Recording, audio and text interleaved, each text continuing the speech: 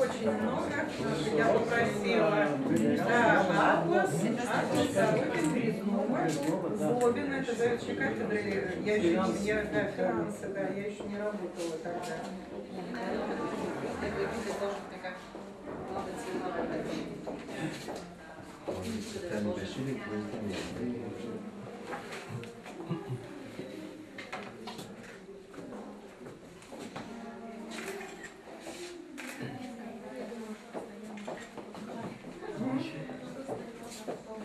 Почему?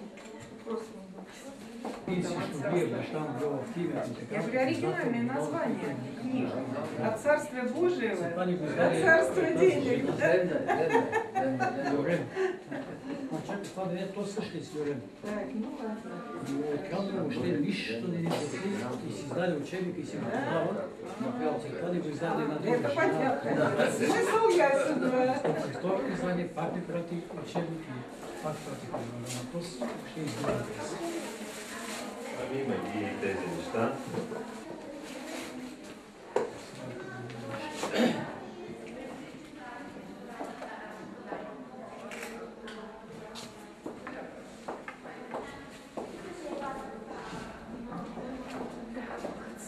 Так, ну что, мы одеваемся? Мне там, кстати, этот материал посмотрела, но вот фотоаппарат у тебя в кабинете. Мы даже могли что-то подсмотреть.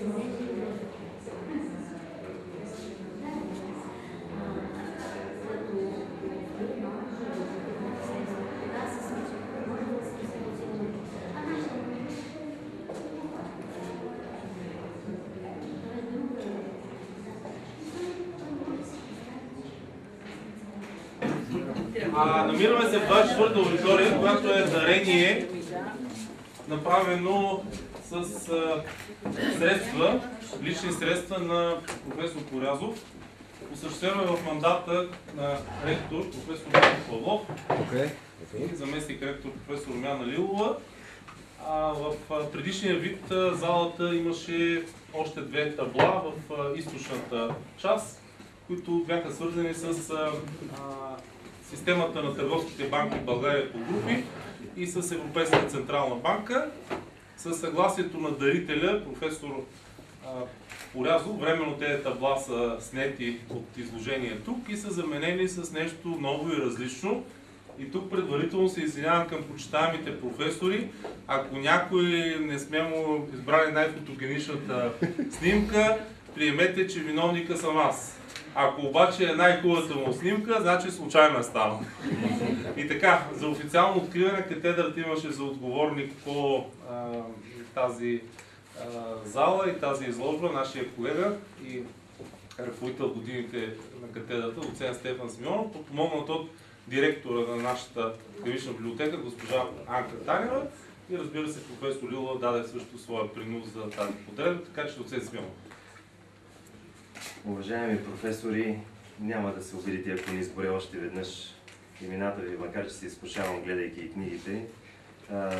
Бих се обърнал първо към професор Андрей Захариев като домакин, но всъщност всеки от вас дълги години е дал труда си, е бил домакин и продължава и ще бъде домакин на катедра финанси, на тази важна част от съвременната наука, от българската финансова наука и от обучението на студентите по финанси, които не са само български. И днес, когато ви каним в обновения кабинет по финанси и банково дело, първо аз бих искал да подчертая, че този уютен, стилен, приятен вид като завеждане го дължим на щедрия жест на професор Делчо Порязов, нещо, което бе постигнато и реализирано по времето, когато ректорското управление беше от уважаемия от нас също професор Нено Павлов.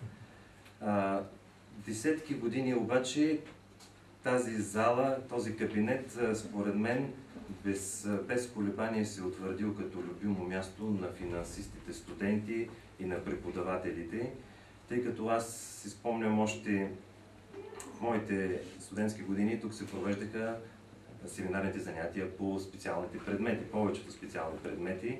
И тук се зароди при мен любовта към финансовата наука, интереса към финансовата наука. Сега, когато имаме по-малки потоци, които позволяват да влезем в тази зала, също това е любимото ми, дори не бих казал работно място, а място, в което споделям това, което професията ни предполага със студентите.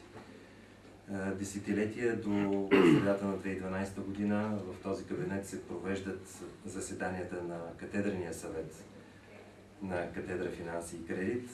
Днешния по-многочислен състав с бройката на новите редовни докторанти изисква това да бъде в друга аудитория. И ние пораснахме като ФУНС, доцент Александров, и тук просто не се побираме. Ние нямаме зала за катедрен съвет. Толкова много става. Но днес, уважаеми професори, днес, когато отбелязваме 65-та годишнина на катедра финанси и кредит, мога да кажа, че кабинета по финанси и банково дело е храм на знанието. Храм на финансовата наука, тъй като тук специално излагаме трудовете на тези наши 12 първоучители. Тези, които са написали първите книги за бюджета, за паричното обращение, за стойностните категории, първите финансови и кредитни енциклопедии. Тук са докторските дисертации на професорите, които са и сред нас, и тези, които вече не са. Тези трудове са дали не само учебника, по който са учили и нашите учители, по който и ние се радваме да цитираме в нашите днешни научни трудове. Те са дали развитието на финансовата наука в България. Трудно е и не е възможно да откорим само някои от отделните издания, но пред мен точно е 1932 година, първото от всички тук издания, което е търговското смятане на професор Васил Ранков. Може би има много история, която може да бъде споделена с писането на тези учебници, не само с тяхното не само с техния сегашен живот, нещо, което е описано много добре от професор Лилова по инициатива и изработено заедно с професор Андрей Захариев. Те са систематизирани в нашия летопис. Всъщност, това, което искам да добавя е, че тези книги живеят сред нас, чрез тези книги живеят сред нас нашите първоучители. Да можем да се дадем сметка колко трудно е било писането на тези книги, когато нямаше компютри, когато не е имало компютри, когато не е имало Excel, когато базите данни изобщо не са съществували и всичкият този труд е минавал през пръстите в буквалния смисъл, не само през съзнанието на нашите учители. Това поне при мен буди огромен респект. Със сигурност за библиотечната стойност на тези издания може да говорим много повече. Директора на Клиничната библиотека, госпожа Анка Танева, за което предоставям възможност да добавя нещо в тази насока. Благодаря ви. Уважаеми професори на Стопанската академия, многократно днес ще чувате обращението към вас. Позволете го и на мен. Уважаеми госпожи и господа, академични преподаватели, гости, възпитаници и всички, които се чувствате съпричастни с 65 годишнината на първата българска финансова катедра, с радост, с чисто човешко и професионално удоволствие ви представям тази експозиция, съдържаща над 250 произведения на първостроителите на нашата академия, на първостроителите на финансовата школа в Свищовската академия и на първата българска финансова катедра на основоположниците. Част от тези произведения имат особена библиографска стойност. Те са притежание единствено на библиотеката към Стопанската академия и те са нашата гордост, защото ние притежаваме в основния си фонд такива фундаментални произведения на основоположниците на финансовата школа. И тук е и фиктивния капитал, за който нееднократно в първа аудитория стана дума.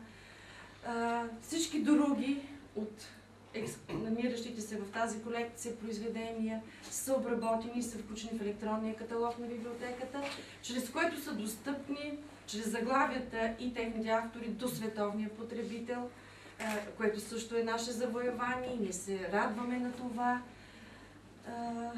Уважаеми автори на част от тази колекция, сигурна съм, че дълбоко сте развълнувани, защото стоите пред разлистените страници на вашия творчески живот.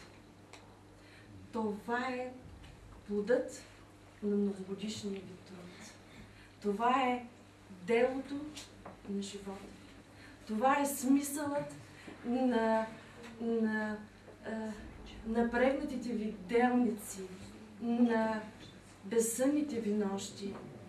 Благодарим ви, дълбоко ви благодарим, че сте създали това книжовно богатство и че ние го притежаваме в нашия фонд. Честита годишнина 65-та на катедра финанси.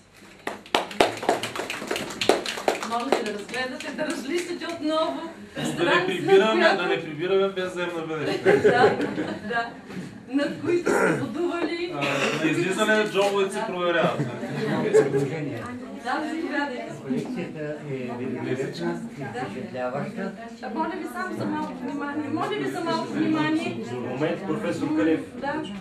Казвам, че колекцията е впечатляваща и заслужаваща внимание и мисля, че би било добре, ако започва с годишник номер 1, 36-та година, с академичното слово на академик Данаилов, капиталът и духовния прогрес на човечеството. Ето в началото, ако се запознаете с това слово, вие ще забележите, че е поставено началото и на финансовата наука това слово. Георги Данаилов. Който желая да разгледа вътрешната страна, благодарим на директора на библиотеката. Много скъп фонд отделихте, но все пак виновник стартираме да благодарим на професор Нено Павлов, който дарението на професор Горазов не толкова капитализирано, защото инфлацията изяде парите, но в крайна сметка това е храм на катедрата и тук особено аспирантите провеждат докторантски изпити и тук се прави висшето майсторство на финансовото изкуство. Голяма част от трудовете, т.е. почти изцяло са дарение също от съответните автори. Дори професор Велчо Стоянов донесе последната си книга, издание 2017 година. Миналата седмица. С многобройните монографии, които продължават да пишат.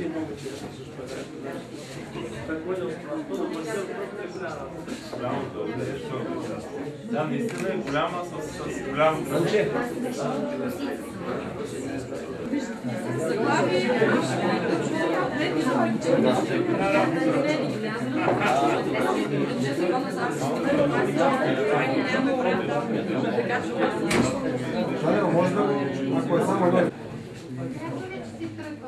Аз ще отида да това.